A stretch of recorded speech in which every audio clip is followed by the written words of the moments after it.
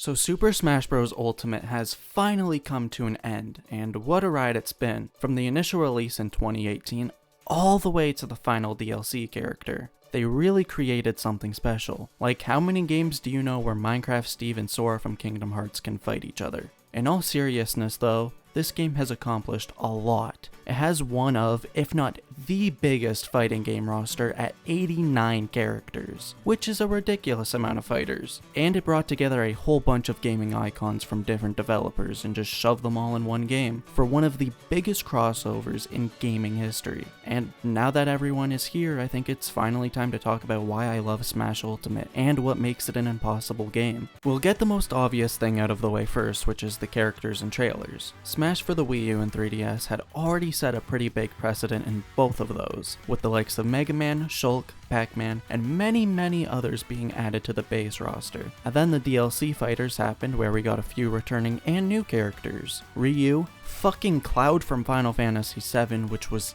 insane. Fire Emblem, I guess. And Bayonetta. Most reveals also had a dope-ass trailer to go along with it, like the Palutena trailer that was an anime fight scene between Link and Pit, and they definitely did their job of getting you hyped. It seemed pretty difficult to top this game, but they definitely did it because the Mad Lads brought back every single character from every previous game, and added some new characters. However, it didn't stop at the base roster. Since the game conveniently launched on the same day as the 2018 Game Awards, they had a little announcement there. That announcement being Joker from Persona 5 would be the first DLC character, unless you count Piranha Plant. Joker would then set the pattern for all DLC fighters afterwards, which was to expect the unexpected. And I think they succeeded at that, from Hero all the way to Sora. Most reveals had a level of excitement to them that is unmatched in a lot of games, unless your name is Byleth.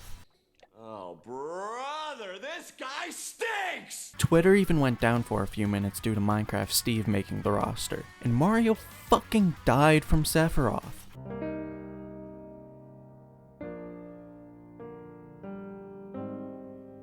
Not to mention, Sora trended on Twitter every time there was a trailer announcement. And then to get him as the final character was like, I don't know, I can't describe it. So many people were excited, emotional, ecstatic. It was just unreal to be a part of, and an amazing finale to the game.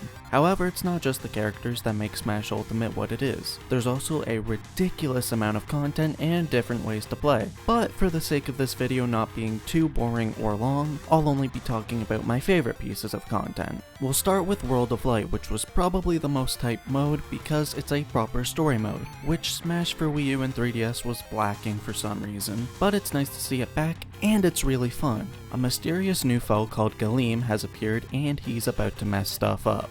So, a bunch of the roster team up and try to take him out. Unfortunately, it's not enough because this bitch charges up and eviscerates everyone.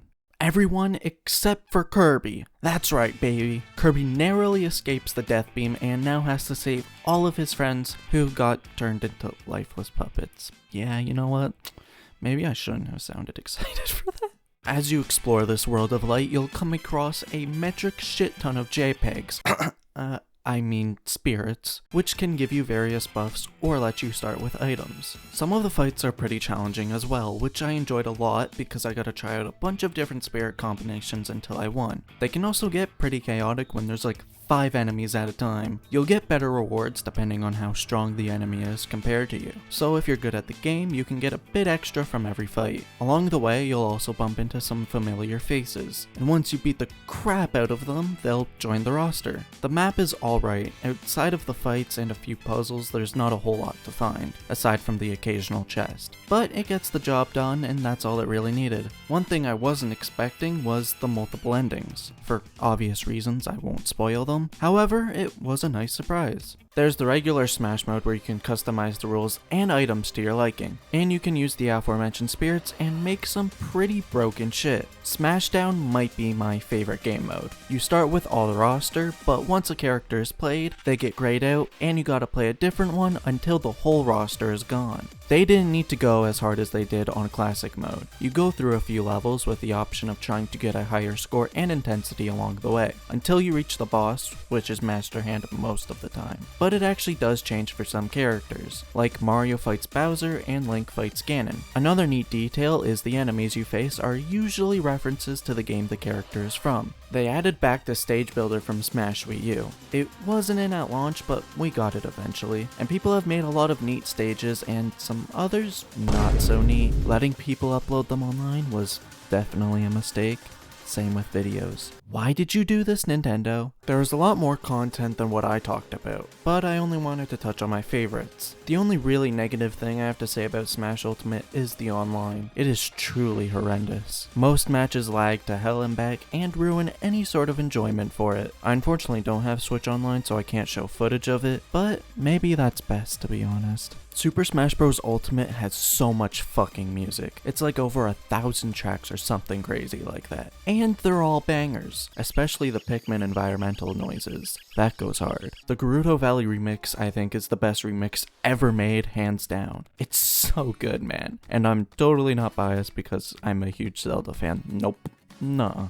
Definitely not. Every single character has so much love and care put into them. Not only are the trailers hype as fuck if you're a fan of the character, they also implemented one or a few mechanics from their game into the character. I mean, like, Steve is basically playing his own game at this point. I think they did a great job at making each character feel like their own. No one's really that similar, unless it's an Echo Fighter. Speaking of which, looking back, it would have been pretty cool to get an Echo Fighter pack that brought even more fan favorites into the game. But considering how much fucking work they had to go through for each character, it makes sense why they didn't. They didn't just bring over every past character. They also brought back most stages from previous entries, except for Pokefloats. There are a few more missing, I think, but Pokefloats, man, come on! I feel like it would have looked great with Ultimate's art style. Super Smash Bros. Ultimate is quite literally the ultimate game. All of the licensing and legal stuff they had to go through to make this game possible had to be a nightmare. I hope one day we find out what other characters they tried to get but couldn't due to it falling through. I'm also curious what they plan to do with the future of Smash. It'll definitely be hard to top Ultimate, and I think they know they can't.